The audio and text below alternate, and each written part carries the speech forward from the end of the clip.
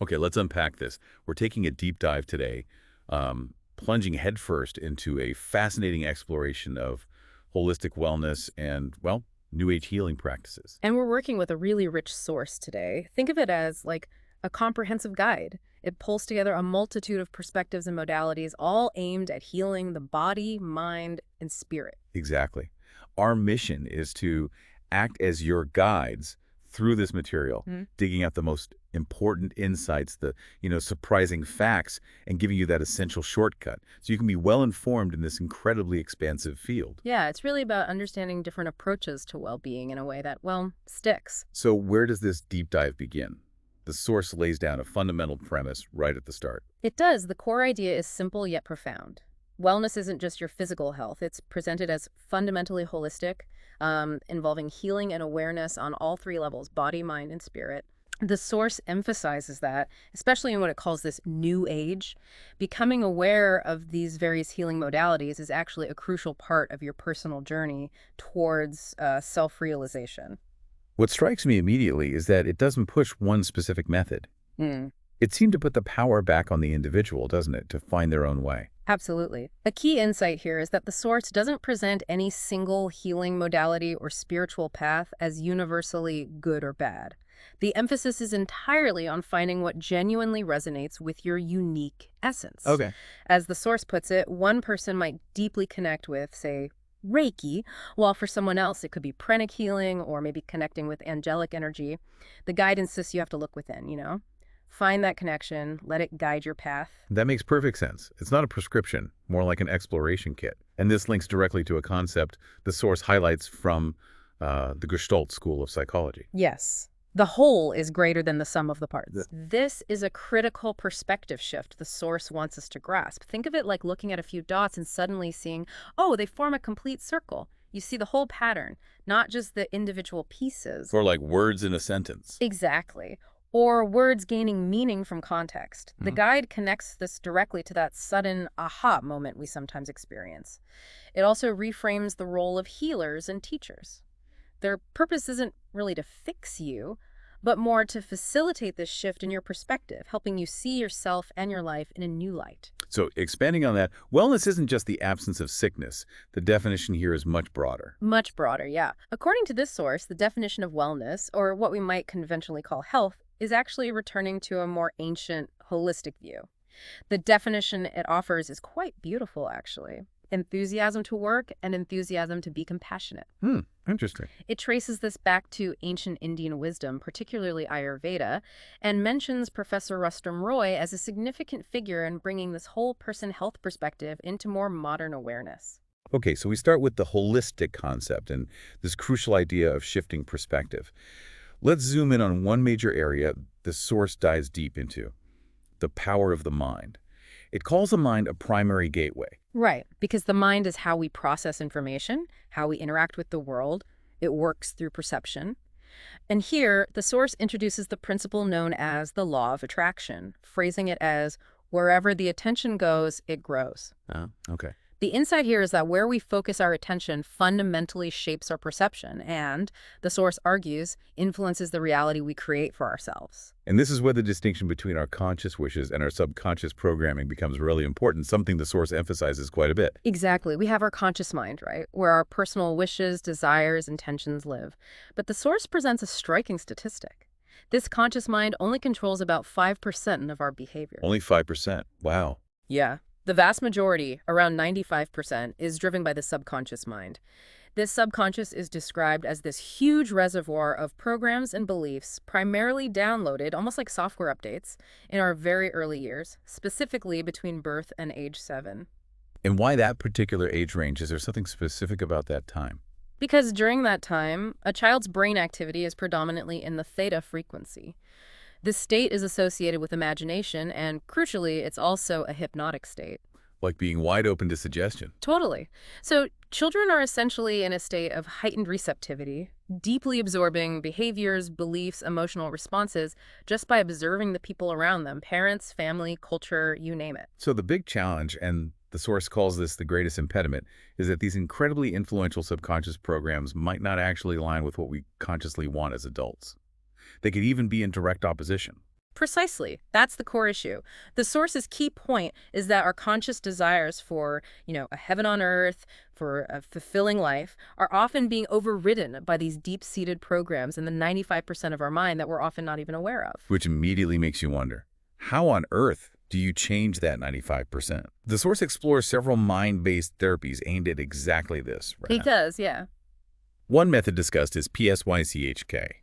It's presented as a system specifically designed for subconscious change. The goal is to help you quickly tap into those core self-definitions, those limiting beliefs, and effectively replace the old, unhelpful programs with new, supportive ones that align with your conscious goals. And does it work? What does the research say? Well, the source mentions research suggesting statistically significant correlations between a person's baseline state and achieving what's called a whole brain state after using PSYCH-K. A whole brain state. What exactly is that? Dr. Jeffrey Fannin is quoted describing it as a state that enhances both conscious and subconscious processing. He calls it a gateway to higher consciousness. The research suggests PSYCH-K can help facilitate this state, but the source also notes, importantly, that just being in this state doesn't automatically fix everything. Other underlying subconscious beliefs might still need specific attention. It's not a magic bullet, maybe. Got it. Another therapy presented for accessing the subconscious is hypnotherapy, more commonly known, perhaps. Yes. Hypnotherapy is discussed as a powerful tool for directly communicating with the subconscious mind. The source outlines two main clinical approaches. First, there's suggestion therapy, which uses carefully crafted direct or indirect suggestions to support desired outcomes. Things like stopping smoking, maybe improving focus in sports, or promoting deep relaxation for stress release. Pretty straightforward. And the second approach? That's analytic therapy. This goes deeper, seeking to uncover the original root cause of an issue, often somewhere in the past. The aim is to find that foundational event, release the emotional charge held around it, and resolve the problem at its source. Does it give examples? It shares a compelling case study, a client suffering from IBS, irritable bowel syndrome, who apparently found healing by addressing a repressed childhood memory related to a fear of failure. It really illustrates how these unresolved past emotional events can manifest physically. Wow, that case study really highlights how deeply intertwined mind and body are. The source also includes past life regression therapy, or PLRT, in this section on mind-based healing. That's intriguing. It is. PLRT is presented as a method to gain understanding and facilitate healing, particularly for persistent issues that might not have clear roots in your current life. It's for those, why me? Questions about challenges in health, relationships, or really deep-seated fears. So the idea is that past lives affect this one.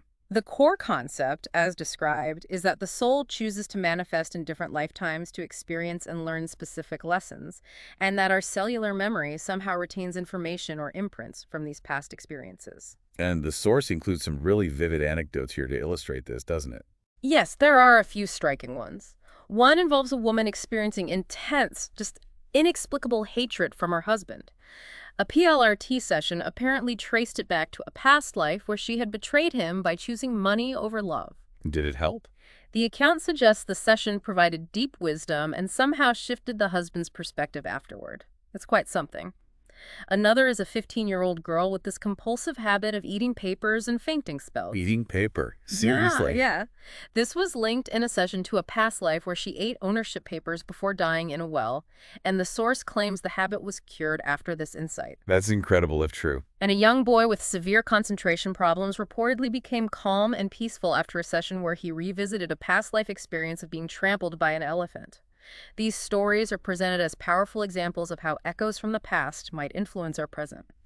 Powerful and certainly thought-provoking. Moving on to another mind-body technique mentioned, emotional freedom techniques, or EFT. Tapping, right? EFT, yeah, often called tapping. It's described as a technique for clearing emotional stress and upsets by combining tapping on specific acupressure points on the body while voicing statements related to the issue. And is it effective? It's presented as having clinical proof for reducing stress, phobias, fears, and trauma. The source notes its use by various people, including celebrities, and for improving sports performance. It highlights a PTSD study where 90% of participants reported being free from symptoms after only 6 sessions. 90%, that's huge. It really is. What makes EFT stand out, according to the source, is that it's one of the few therapies that integrates both talk therapy and touch, blending ancient wisdom, like from acupuncture, with modern psychological approaches. Interesting. And finally, in this section, neurolinguistic programming, NLP, what's the angle there? NLP is discussed as a tool to help you understand your personal map of the world, essentially, how you internally represent your experiences, and then identify subconscious beliefs and limitations held within that map. So it's about changing how you see things. Pretty much. It's used for deliberately changing your mental perception and habits.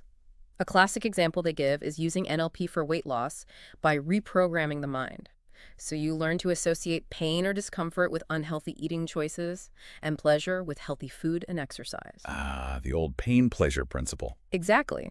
The source briefly touches on how humans use sensory representations, visual, auditory, kinesthetic, etc., to process information, and how NLP techniques can work with these representations to create change. So that covers the mind as a major gateway. The source also presents the body as another crucial access point for healing and awareness. Not just a vehicle, but a storehouse. Right.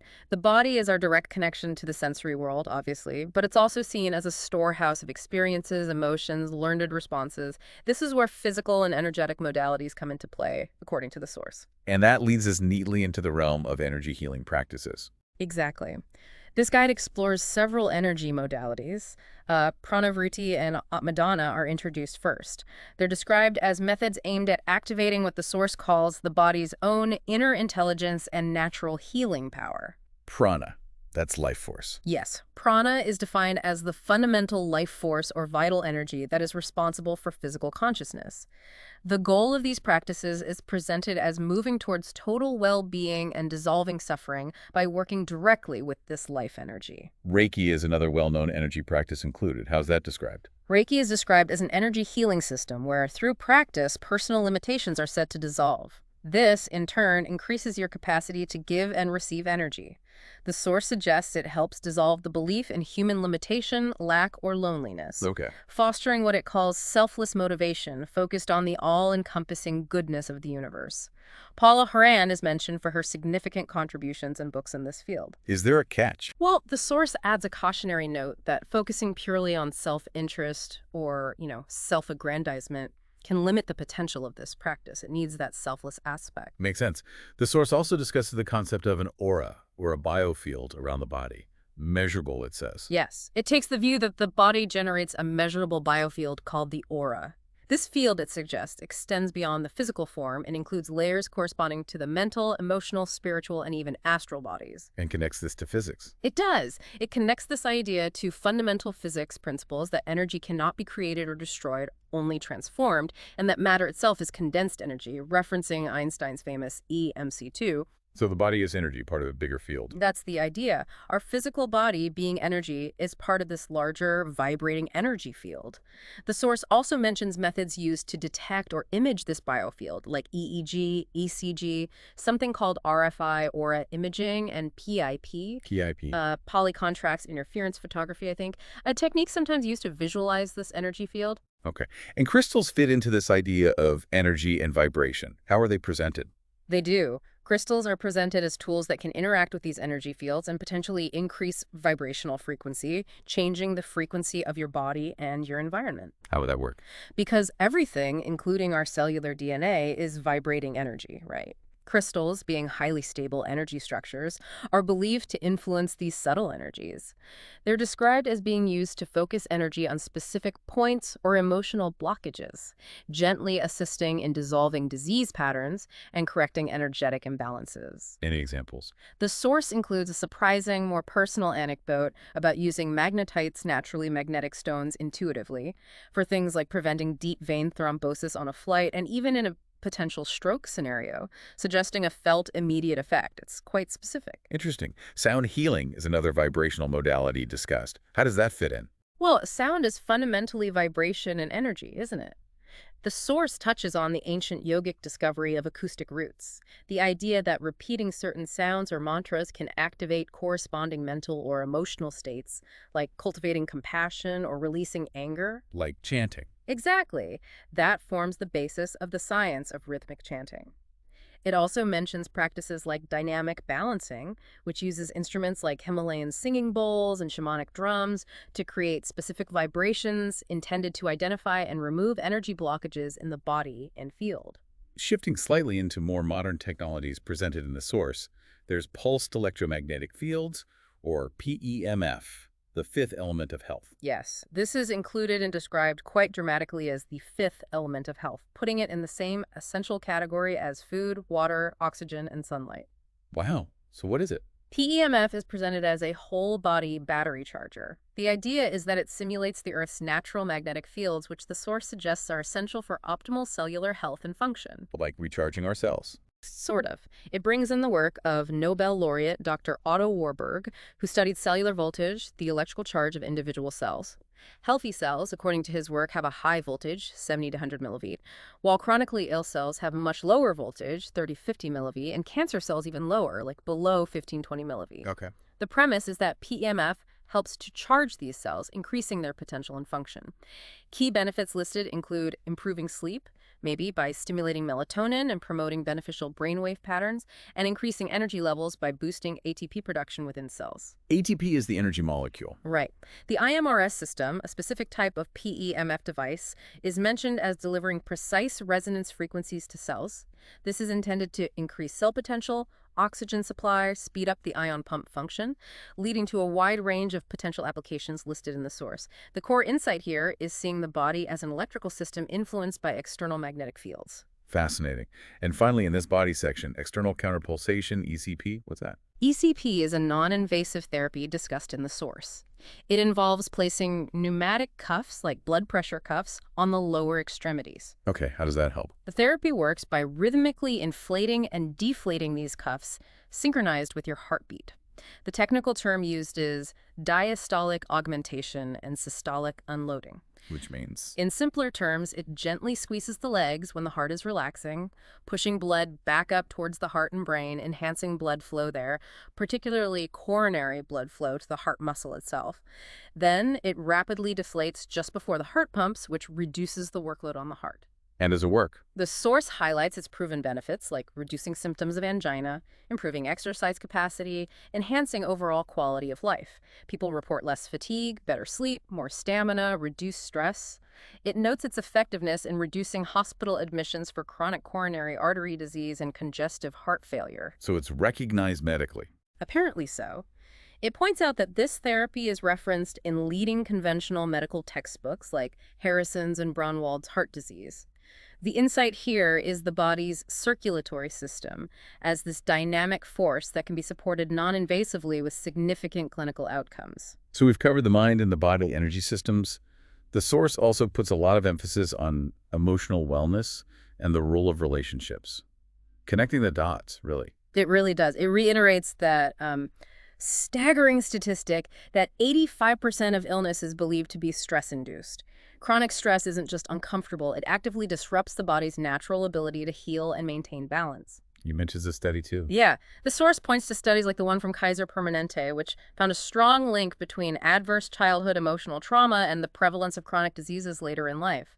Shows how early experiences can echo. And the source calls love and forgiveness the greatest healers.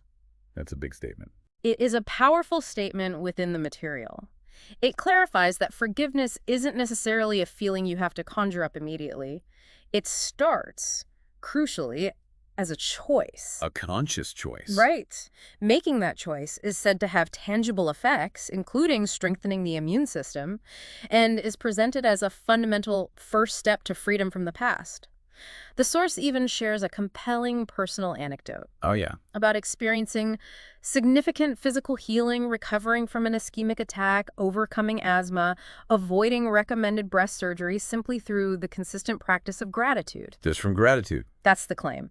Gratitude is described as a potent antidote to many negative emotions and a kind of magic potion that shifts your energy to be more receptive to positive experiences and goodness entering your life. The idea that our relationships, especially with family, act as constant mirrors is also a key concept presented here, isn't it? Yes, this concept suggests that people closest to us and the dynamics within those relationships reflect different aspects of ourselves back to us, like looking in a mirror.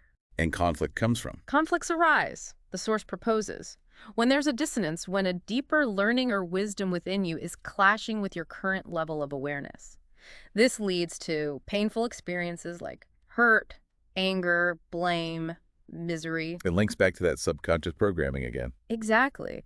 It introduces the challenging idea that you are the attractor of everything in your life, particularly your relationships and the situations you face, based on those subconscious patterns and what it terms distortions of love, like holding on to betrayal or unforgiveness. The case example of the woman whose relationship issues perfectly mirrored her own subconscious belief system is used to illustrate this point. If we attract it, does that mean the power to change those dynamics lies within us as well? That seems to be the implication. Absolutely. That leads directly to the source's emphasis on willingness. Willingness is defined as the absolute key to healing any problem, hurt, or illness. How does it define willingness? It's articulated as being 100% willing to be willing to do something oneself about it. It's quite specific. I like that. Willing to be willing. Yeah. The beautiful analogy used is that of the butterfly needing to struggle to break free from the cocoon. That struggle isn't meant to be cruel, but necessary to build the strength it needs to fly. So struggle is necessary sometimes. That's the suggestion. The source acknowledges the human tendency towards defensiveness, wanting others to change instead of doing the difficult inner work ourselves. A colleague is quoted with a rather blunt but impactful phrase. A kick up the backside is, at least always, a step forward. Huh. A bit harsh, but I see the point. Suggesting that even difficult experiences can propel us forward if we are willing. It encourages trusting the process of life and the timing of change. The inspiring anecdote of Noma Nantchinga assisting refugees is shared. What does she say? Her simple yet powerful statement. Someone had to do something, and my middle name just happens to be someone, highlighting that often, just being willing to step up is all that's needed. That's great. The Hawaiian practice of Ho'oponopono is also briefly included in this section on emotional clearing. What's the gist? Yes, described as a practice of mental cleansing, it's seen as complementing non-dual awareness and facilitating the clearing of karmic patterns through the application of love, forgiveness, and gratitude. Basically, 4 simple phrases, right? I think so. I'm sorry, please forgive me. Thank you, I love you. Right. It's presented as a path towards oneness by dissolving the sense of separation rooted in ego and isolation. And a final powerful point in this segment is about turning our wounds into gifts. Yeah. That sounds challenging. A really poignant insight. The source stresses the vital importance of introspecting on our wounds and suffering, not to wallow in them, but to understand them. The metaphor it uses is compelling. The more an arrow is pulled back, the longer distance it travels. Meaning our challenges give us strength. Suggesting that the deeper our past difficulties, the greater the potential for propelled growth and power once we integrate that experience. Michael, someone referenced in the source, is quoted saying, "Your greatest source of untapped power is the place in your story that needs to be reconciled." This is about recognizing that suffering isn't just something to be endured, but a powerful force that can be tapped for profound personal growth, allowing you to consciously choose the story you want to live from this moment forward. Beyond personal healing, the source broadens its perspective to look at how these holistic principles apply in wider contexts, like parenting. That's a big one. Huge. Parenting is described as both challenging and rewarding, of course, but with a crucial insight. Parents often unknowingly pass on their own unexamined subconscious patterns and beliefs to their children. We're back to that 95% again. And kids pick it all up. The source makes the interesting point that a child's behavior that parents might label as disruptive can often be understood as a reaction or reflection of unresolved dysfunction within the family system itself. The source also outlines principles from a holistic education model. What does that look like? Yes, this model advocates for flexible assessment, like using projects and qualitative feedback rather than solely relying on standardized tests, to truly value each child's individual abilities.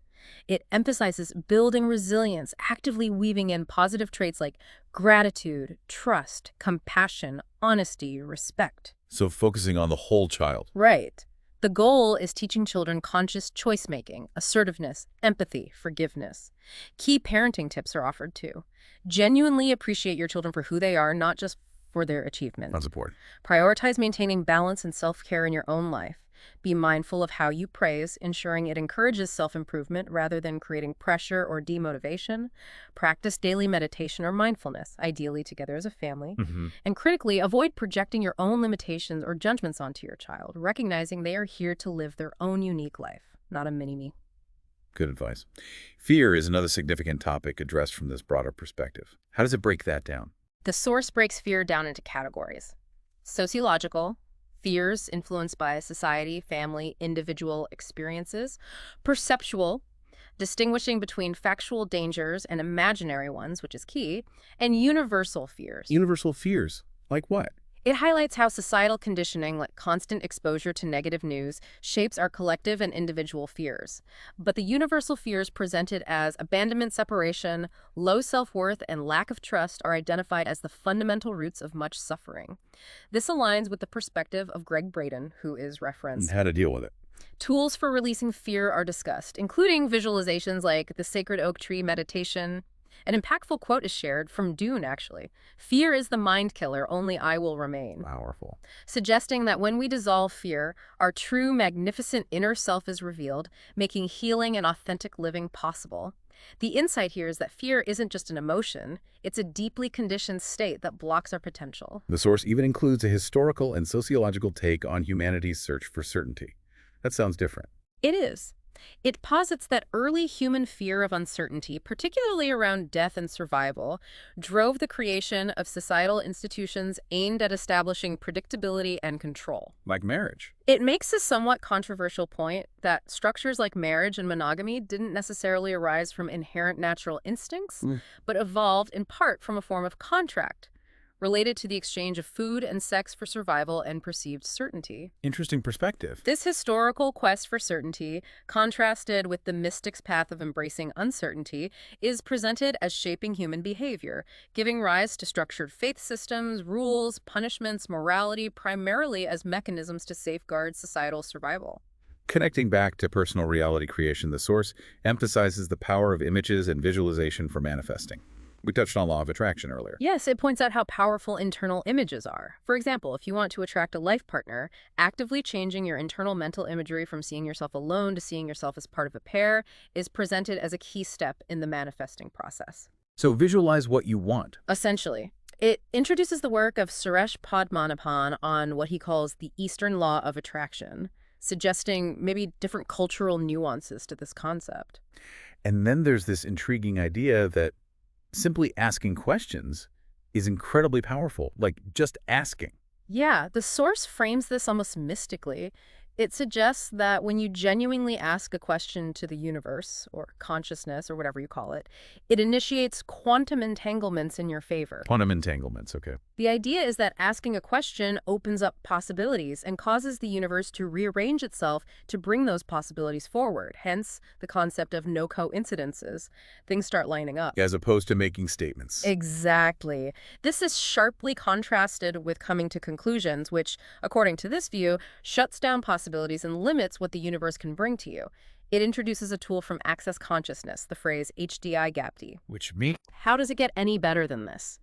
It's presented as an expansive question to deliberately invite more possibilities, sharing an anecdote about unexpected money showing up after using this phrase. The counterpoint is that saying something like, "it doesn't get any better than this," has an energy of finality, of closure, potentially limiting future good. interesting distinction. Speaking of access consciousness, the bars are also mentioned as a tool. What are those? Access consciousness bars are described as a hands-on process. It involves gently touching 32 specific points on the head. And what does that do? The premise is that these points store the electromagnetic charge of limiting beliefs, thoughts, feelings, emotions related to various areas of life. Touching them is believed to release this charge, effectively clearing those limitations. What are the results like? The potential outcome is framed pragmatically. At worst, a good head massage. At best, your whole life can change. It emphasizes that it facilitates a state of receiving and openness. Okay, detoxification is presented as a basic requirement for healing in this source. Yes, the source states that for any healing modality to be truly effective, the body needs a clean environment. Makes sense, right? Ozone therapy is specifically mentioned as a method for detoxification. Ozone, like the gas. Yes, used therapeutically. It's described as acting as an immune system regulator and a natural cleansing agent. The idea is that by reducing the body's toxic burden, you minimize the obstacles to healing and potentially reduce the need for other, more complex treatments because the body's own systems can function better. Got it. The source also summarizes key pillars of a healthy lifestyle that go beyond just medical treatment. Pretty foundational stuff. It highlights several fundamental areas. First, food as medicine. Advocating strongly for a whole plant-based diet is a powerful means to prevent and even reverse many lifestyle-related diseases. It names names. Yeah, mentioning doctors like Esselstyn, Barnard, Furman, McDougall, among others who support this view. It's also framed as an act of compassion towards ourselves, other beings, the environment. Practical advice from Dr. Hegde is included too. Eat moderately, choose natural fresh foods, be aware of limitations of some nutrition studies, and crucially, prioritize having happy, stress-free meal times. That last one is important. What else? Second, activity and movement. Presented not just for physical health, but as a way to transform limiting belief systems and connect to inner power. Third, sleep. Its absolute necessity is underscored, with a preference for natural approaches, mentioning Bach flower remedies, a system aimed at restoring emotional balance over long-term reliance on sleep medication. And the fourth pillar? Habits. Recognized as stemming from deep conditioning and beliefs. Habits are sometimes called inner resistance or invisible dragons. The insight here is that changing habits isn't just about willpower, but can be effectively addressed using mind programming techniques like utilizing that pain-pleasure principle we discussed earlier with NLP. Money and abundance are also tackled head-on in the source, which is refreshing sometimes. It takes a very direct, non-judgmental stance, stating plainly that money is pervasive, it shapes our lives, acknowledging its importance despite any, hypocritical claims to the contrary. Practical advice. Daily accounting is presented as an essential practical tool, not just for budgeting, but for understanding your unconscious money patterns and beliefs. And, again, challenging limiting beliefs about money is crucial. The source encourages identifying the secondary benefit, the hidden reason or perceived advantage your subconscious gets from keeping you stuck in a particular financial pattern. Ah, the hidden payoff. Connecting with animals is another practice the source includes for well-being. How's that framed? This is presented as a way to tap into a different state of consciousness, sort of plunging into collective consciousness, fostering authentic living and sensitivity. Animals are described as embodying a whole and united being, living without the duality and internal conflict humans often experience. Communicating with them. The source suggests communication can happen most powerfully with animals when we are in a no-thought state, allowing connection to go straight to the heart, bypassing the analytical mind. Nice. And finally, astrology makes an appearance? Just briefly. Briefly, yes. Astrology is included as a tool for understanding the energetic landscape of your life at birth, highlighting potential challenges, strengths, possibilities. It's presented as a framework to consider the interplay between predestined energies and your free will choices. So not deterministic. No, emphasizes choice. The source suggests it can be used for self-understanding, navigating relationships, gaining insight into health tendencies, even supporting spiritual advancement, but always in relation to the choices you ultimately make. Wow. That truly was a deep dive through a remarkably diverse landscape of holistic wellness practices and perspectives, all drawn from this single comprehensive source. We covered so much ground. I mean, from the foundational concept of body, mind, spirit, interconnectedness, to exploring the profound influence of subconscious programming, delving into all those energy modalities, addressing the power of emotional healing, relationships. And looking at practical tools and broader life dimensions like parenting and even money. Yeah. And I think the unifying thread running through so many of these practices, as presented in this material, is the consistent message that the ultimate power for healing, transformation, and manifesting the life you desire resides fundamentally within you, wouldn't you say? Exactly. That's the core message, really. And that power is often unlocked by shifting your perspective, actively clearing those limiting subconscious beliefs, processing held emotions, and consciously choosing to embrace concepts like willingness, forgiveness, and gratitude. It keeps coming back to inner work. So, reflecting on all of this, here's a thought for you, our listener, to ponder as we wrap up. Considering this source's discussion on the vast, often untapped power within us, that 95% subconscious, the energy body, the impact of emotions, and the idea that our internal state can influence external reality. What might you be unintentionally creating, attracting, or perhaps preventing in your life right now simply through your own deeply held, possibly unseen beliefs, fears, or unaddressed emotional energy? And perhaps more importantly, what might you be willing to explore changing, even just a little bit, to begin tapping into that incredible power?